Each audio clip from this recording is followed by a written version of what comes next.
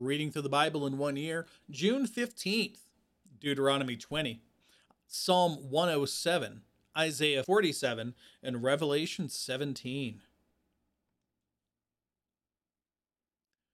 When you go out to war against your enemies and see horses, chariots, and an army larger than yours, do not be afraid of them. For the Lord your God, Yahweh, who brought you out of the land of Egypt, is with you. When you are about to engage in battle, the priest is to come forward and address the army. He is to say to them, "Listen, Israel. Today you are about to engage in battle with your enemies. Do not be cowardly. Do not be afraid, alarmed, or terrified because of them. For the Lord your God is the one who goes out with you to fight for you against your enemies to give you victory." The officers are to address the army. Has any man built a new house and not dedicated it? Let him leave and return home.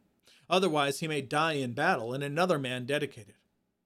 Has any man planted a vineyard and not begun to enjoy its fruit? Let him leave and return home. Otherwise he may die in battle and another man enjoy its fruit. Has any man become engaged to a woman and not married her? Let him leave and return home. Otherwise he may die in battle and another man marry her. The officers will continue to address the army and say, "Is there any man who is afraid or cowardly? Let him leave and return home, so that his brothers won't lose heart as he did." When the officers have finished addressing the army, they will appoint military commanders to lead it. When you approach a city to fight against it, make an offer of peace. If it accepts your offer of peace and opens its gates to you, all the people found in it will become forced laborers or slaves for you and serve you. However, if it does not make peace with you, but wages war against you, lay siege to it. When the Lord your God hands it over to you, strike down all its males with the sword, but you may take the women, dependents, animals, and whatever else is in the city, all its spoil, as plunder. You may enjoy the spoil of your enemies that the Lord your God has given you. This is how you are to treat all the cities that are far away from you, and are not among the cities of these nations. Notice how these instructions are different. They're told for anybody in Canaan, they have to utterly wipe everything out. Man, women, children, in some cases, all of the animals, burn everything that's there, take all of their gold and all of their idols and whatnot, put it in the center of town and set the whole thing ablaze and let it just be completely burned to nothing. This is different because this is for people who aren't in the land of Canaan, who aren't part of the conquest of Canaan.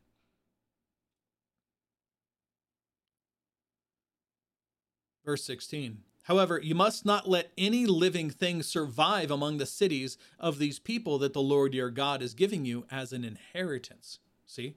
You must completely destroy them, the Hethite, Amorite, Canaanite, Perizzite, Hivite, and Jebusite, all the ites, as the Lord your God has commanded you, so that they won't teach you to do all the detestable acts that they do for their gods, and you sin against the Lord your God.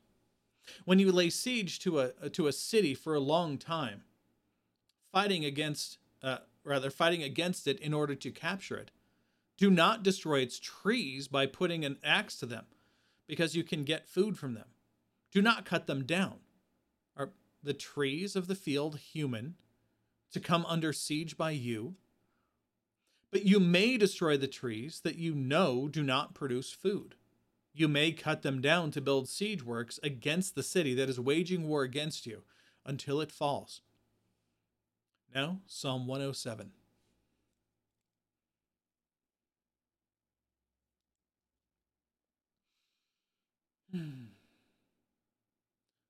Give thanks to the Lord, for he is good. His faithful love endures forever. Let the redeemed of the Lord proclaim that he has redeemed them from the power of the foe and gathered them from the lands, from the east and the west, from the north and the south.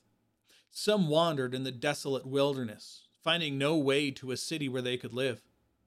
They were hungry and thirsty. Their spirits failed them, or failed within them. Then they cried out to the Lord in their trouble, and he rescued them from their distress. He led them by the right path to go to a city where they could live. Let them give thanks to the Lord for his faithful love, his wondrous works for all humanity. For he has satisfied the thirsty and filled the hungry with good things. Others sat in darkness and gloom, prisoners in cruel chains, because they rebelled against God's commands and despised the counsel of the Most High. He broke their spirits with hard labor. They stumbled, and there was no one to help. Then they cried out to the Lord in their trouble, and he saved them from their distress. He brought them out of darkness and gloom, and broke their chains apart. Let them give thanks to the Lord for his faithful love, and his wondrous works for all humanity. For he has broken down the bronze gates, and cut through the iron bars. Fools suffered affliction because of their rebellious ways and their iniquities. They loathed all food and came near the gates of death. Then they cried out to the Lord in their trouble. He saved them from their distress. He sent his word and healed them, and he rescued them from their traps. Let them give thanks to the Lord for his faithful love and his wondrous works for all humanity. Let them offer thanksgiving sacrifices and announce his works with shouts of joy. Others went to the sea in ships, conducting trade on the vast water. They saw the Lord's works, his wondrous works in the deep. He spoke and raised a stormy wind that stirred up the waves of the sea, rising to the sky, sinking down to the depths, their courage melting away in anguish. They reeled and staggered like a drunkard. All their skill was useless. Then they cried out to Yahweh in their trouble, and he brought them out of their distress. He stilled the storm to a whisper, and the waves of the sea were hushed. They rejoiced when the waves grew quiet. Then he guided them to the harbor they longed for. Let them give thanks to the Lord for his faithful love and his wondrous works for all humanity.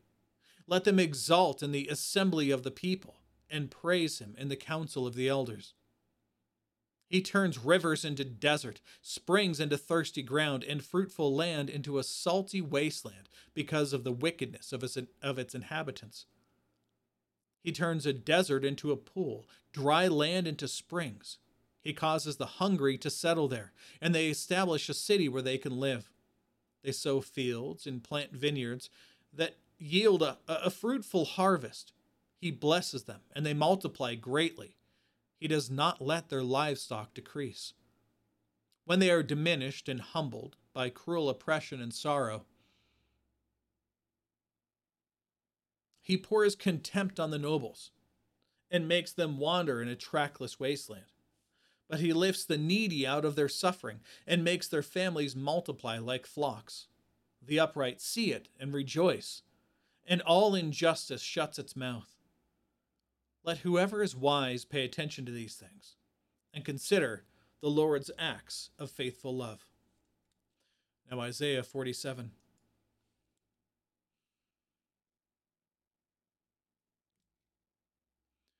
Go and sit down in the dust, virgin daughter of Babylon. Sit on the ground without a throne, daughter of Chaldea, for you will no longer be called pampered and spoiled. Take millstones and grind flour. Remove your veil and strip off your skirt. Bare your thigh and wade through the streams. Your nakedness will be uncovered, and your disgrace will be exposed. I will take vengeance. I will spare no one. The Holy One of Israel is our Redeemer. The Lord of hosts, the Lord of armies is his name. Daughter Chaldea, sit in silence and go into darkness. For you will no longer be called mistress of kingdoms. I was angry with my people. I profaned my possession. I handed them over to you. You showed them no mercy. You made your yoke very heavy on the elderly. You said, I will be the queen forever. You did not take these things to heart or think about their outcome. So now hear this, lover of luxury, who sits securely, who says to herself, I am, there is no one else. I will never be a widow or know the loss of children. These two things will happen to you suddenly, in one day: loss of children and widowhood. They will happen to you in their entirety, in spite of your many sorceries and the potency of your spells. You are secure in your wickedness. You said, "No one sees me." Your wisdom and knowledge led you astray. You said to yourself, "I am, and there is no one else." But disaster will happen to you, and you will not know how to avert it, and it will fall on you, but you will be unable to ward it off. Destruction will happen to you suddenly and unexpectedly. So take your stand with your spells and with your many sorceries, which you have wearied yourself with from your youth. Perhaps you will be able to succeed. Perhaps you will inspire terror. You are worn out with your many consultations. So let the astrologers stand and save you. Let those who observe the stars and those who predict monthly what will happen to you. Look, they are like stubble. Fire burns them. They cannot rescue themselves from the power of the flame. This is not a coal for warming themselves or a fire to sit beside. This is what they are to you. Those who have wearied you and who have traded with you from your youth. Each wanders on his own way. No one can save you. And now let's move on to Revelation 17. Then one of the seven angels who had the seven bowls came and spoke with me. "Come, I will show you the judgment of the notorious prostitute who is seated on many waters. The kings of the earth committed sexual immorality with her, and those who live on the earth became drunk on the wine of her sexual immorality."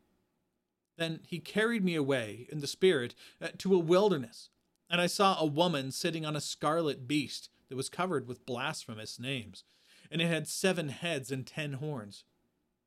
The woman was dressed in purple and scarlet, adorned with gold, jewels, and pearls. She had a golden cup in her hand, filled with everything detestable, with the impurities of her prostitution. On her forehead was written a name, a mystery: Babylon the Great, the mother of prostitutes and of the detestable things of the earth. Then I saw that the woman was drunk with the blood of the saints and with the blood of the witnesses to Jesus. When I saw her, I was greatly astonished. Then the angel said to me, "Why are you astonished? I will explain to you the mystery of the woman and of the beast, with the 7 heads and the 10 horns that carries her. The beast that you saw was and is not, and is about to come up from the abyss and go to destruction. Those who live on the earth, whose names have not been written in the book of life from the foundation of the world, will be astonished when they see the beast that was, and is not, and is to come." This calls for a mind that has wisdom. The 7 heads are 7 mountains on which the woman is seated. They are also 7 kings. 5 have fallen, 1 is, and the other has not yet come. And when he comes, he must remain only for a little while. The beast that was and is not is itself an 8th king, but belongs to the 7 and is going to destruction.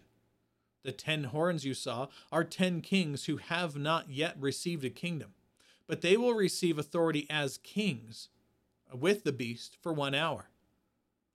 These have one purpose, and they give their power and authority to the beast. These will make war against the Lamb, but the Lamb will conquer them, because because he is Lord of Lords and King of Kings, and those with him are called, chosen, and faithful. He also said to me, "The waters you saw, where the prostitute was seated, are peoples, multitudes, nations, and languages. The 10 horns that you saw and the beast will hate the prostitute. They will make her desolate and naked, devour her flesh, and burn her up with fire. For God has put it into their hearts to carry out his plan by having one purpose, and to give their kingdom to the beast until the words of God are fulfilled.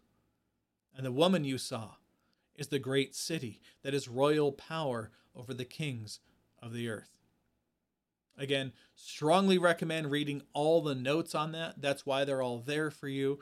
They will do a better job at explaining it than I will. So pause, rewind, do whatever you need to do. Read the notes. They're awesome. All right, and that is all for today. So God willing, we'll be back tomorrow. Behold the words of the Lord.